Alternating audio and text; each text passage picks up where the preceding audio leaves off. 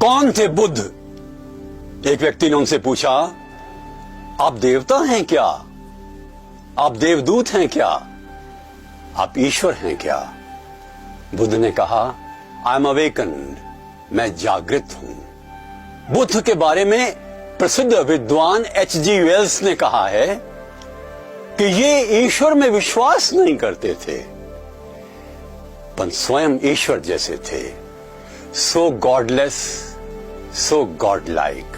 अजातशत्रु जब मिलने के लिए उनके पास गया तो उसने अपने मंत्री से कहा, क्या है उसके पास? मंत्री ने कहा, उनके पास कोई भौतिक चीज नहीं है, पर सब कुछ है। He has everything। 10,000 सन्यासी बैठे हुए हैं, अजातशत्रु को बताया गया। वो जंगल में गया, देखा कोई आवाज नहीं है, कोई षड्यंत्र तो नहीं है कहीं। उसने नंगी तलवार हाथ में ले ली, पर जाकर देखा कि 10,000 बौद्ध भिक्षु शांति से बैठे हुए हैं और बुद्ध भी। चमत्कृत हो गया। बुद्ध आंतरिक शांति और बाह्य शांति दोनों पर बल देते थे। अपने आप से प्रेम करने की बात वो कहते थे, हर एक से प्रेम करने की बात कहते थे।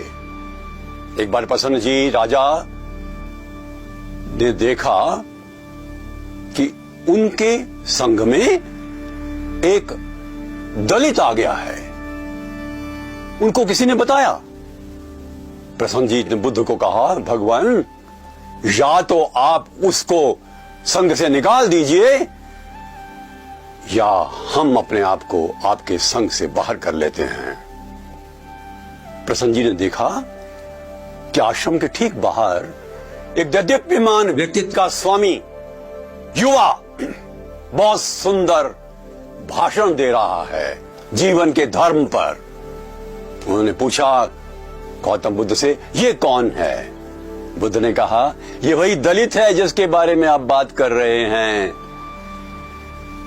प्रसन्न जी ने क्षमा मांगी और उससे भी मांगी, बुद्ध से भी मांगी। ये समता ही हमारा एक धर्म होना चाहिए। गौतम हर समय पर इस बात का ध्यान रखते थे कि सत्य को इस प्रकार से कहा जाए जो मानव के हृदय तक पहुंच सके। उनका धर्म मानव केंद्रित था, महावीर जी का मोक्ष केंद्रित था, ईसा का ईश्वर केंद्रित था।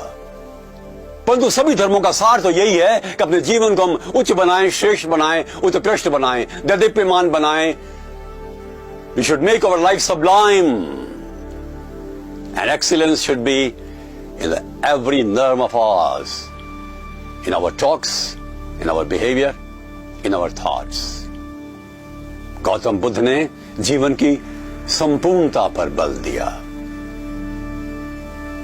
उनके एक शिष्य थे सबसे अधिक उत्तम, उनका नाम आनंद था। छाया की तरह चलता था उनके साथ।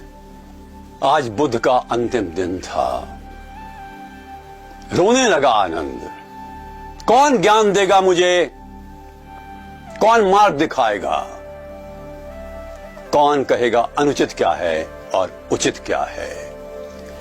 बुद्ध ने कहा, आनंद, मेरा कोई गुरु नहीं था, तुम्हें भी किसी गुरु की आवश्यकता नहीं। अप दीपो भाव, अपने दीपक स्वयं बनो। Be your own light, your mentor, your teacher, your father, your guide. और दूसरे दिन ही बुद्ध के जाने के बाद आनंद ने ज्ञान प्राप्त किया, वो बुद्धत्व को प्राप्त हुआ। वास्तव में बुद्ध ये बार बार कहते हैं कि सत्य की खोज तुम स्वयं करो। जब उनसे लोग पूछते थे ईश्वर है, और यदि कोई व्यक्ति आत्मविश्वास से कहता है ईश्वर है, तो बुद्ध कहते नहीं है। कोई कहता है ईश्वर नहीं है, कहते बुद्ध कहते थे है। बुद्ध कहते थे स्वयं इस प्रश्न का उत्तर ढूंढो। ईश्वरत्व तो हम सब में है, पर ईश्वर को पाने के लिए अपना मार्ग चुनो। इस प्रकार की स्वतंत्रता विचारों की गौतम बुद्ध के दर्शन में देखने को मिलती है। बुद्ध हमें जागरूक करते हैं, चेतना देते हैं और हमें आह्वान करते हैं कि सत्य की खोज हम स्वयं करें, जीवन को उत्कृष्ट बनाएं, हर दृष्टि से बनाएं।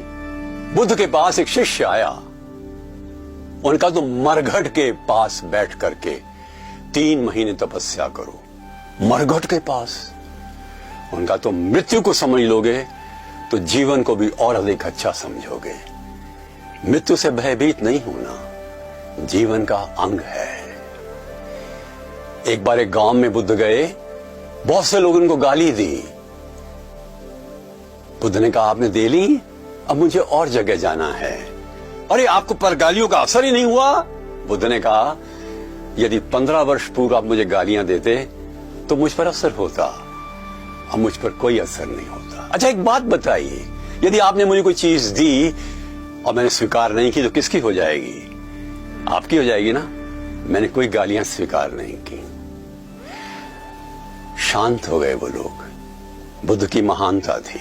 भूटान के एक नगर पारो की बात है, मैं एक बहुत बड़े बौद्ध मठ में गया। अलौकिक आध्यात्म का प्रतीक था वो मठ।